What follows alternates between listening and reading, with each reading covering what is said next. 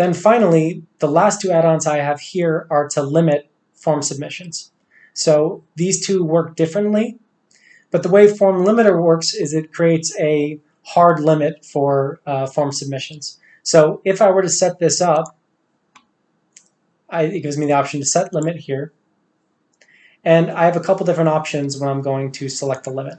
So I have date and time, number of form responses, or a spreadsheet value. So I can do it from a spreadsheet value, but that's kind of a little bit more complicated. But let's say I say a specific date and time. So I'm going to choose for this one, let's say May 5th at 2:30 p.m. And I press set.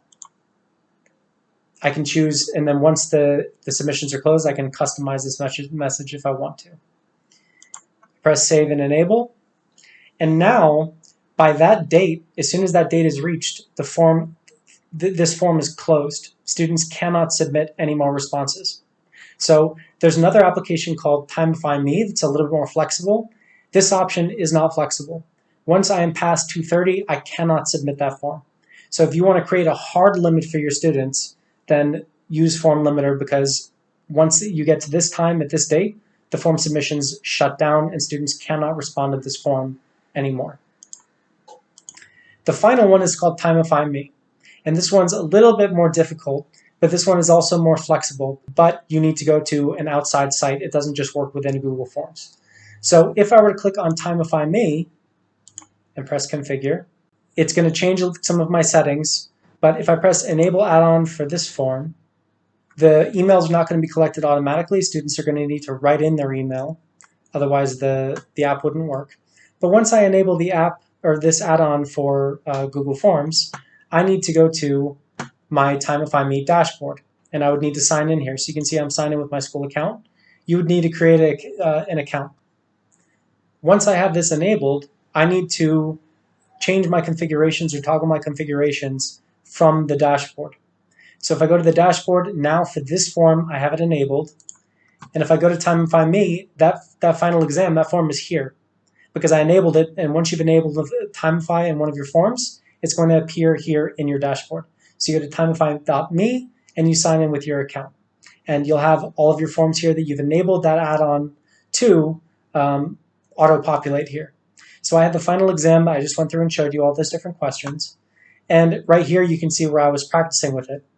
But when I want to use this, I have to press Create Tests, and I choose who my respondents are going to be. So let's say that I use my own account. So John Carmichael, sas.edu.py. So I would need to send this to every one of my students. And if you press comma, you could add multiple students at the same time. And then I have to choose what the duration is of this test. So let's say it is 15 minutes. Now what's different about Timify Me is that 15-minute limit starts whenever students decide to start the form. So you really would have to use the form limiter in conjunction with Timify Me, because the form limiter would give you a hard time when the form closes. This one doesn't close until that time limit is over. So let's say I made this 15 minutes long. Or let's say I make it a little bit longer. So I make it 30 minutes long. Down here, I have this option that says auto close form when time is over. Now, if I do this, this is going to do the same thing as the form limiter. So if I press this, as soon as the time is over, remember, whenever they started it is when that time starts. Whenever the time is over, it's going to close it and they cannot submit it anymore, and it's not going to record their answers. So if they were working on this quiz right up until the very limit, then they're going to lose everything they've done.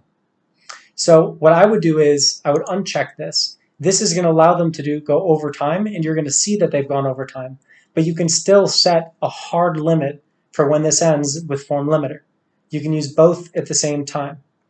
So let's say I made this 30 minutes and I press create here. Now I have this new test here that is for my email account. And the limit that I have here, if I created this for every single one of my students, so I added all my students' emails in there, I'm going to see all of their usernames here. and I have a URL next to every single username. So it's unlimited for you to use those URLs and to have students go through the URL in order for them to take the test. And that timer starts whenever they open the link. So I could do it that way. But one thing that I can also do is I can send the tests. This you do have a limit for. So keep that in mind. If I wanted to send the tests, I have a quota of 99. So when I send these tests out, and I can send them in bulk, so for this test I would have all of the options here of the different people that I added. I can select all, in this case I have all my students there, and I can send this to them. And that's going to send them an email, I can send them a message with that. And if I press next and send those tests, now if I go to my email account, and I sent one of these to me before, it's giving me a warning about something else. So here I have the email, and in here I can open the form and I can complete my test. And as soon as I press this button, the timer starts. But in this case, if I had not selected that option for it to auto-close once the timer is hit, then you'll see that down here I have green and green. There's these two colors on the left-hand side. That means that I finished in time, whatever time I was allotted. The yellow means that I finished with overtime. So in this case, I finished in 6 minutes for a test that I was supposed to have finished in 5 minutes. So I went overtime because I didn't select that option.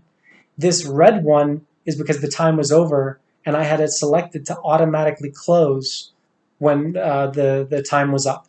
And so if you don't select that option, you can allow them to go overtime if you want to, and they would know that they're overtime, but they'd still be able to submit if they're overtime. And you can still use form limiter to create a hard limit on when that quiz or test actually closes and they cannot submit anymore. So I would suggest that you go with overtime here. But one thing to keep in mind, like I said before, is that Timify Me does not have a specific end time. So you can't say that it's going to be over at like 2 o'clock, for example.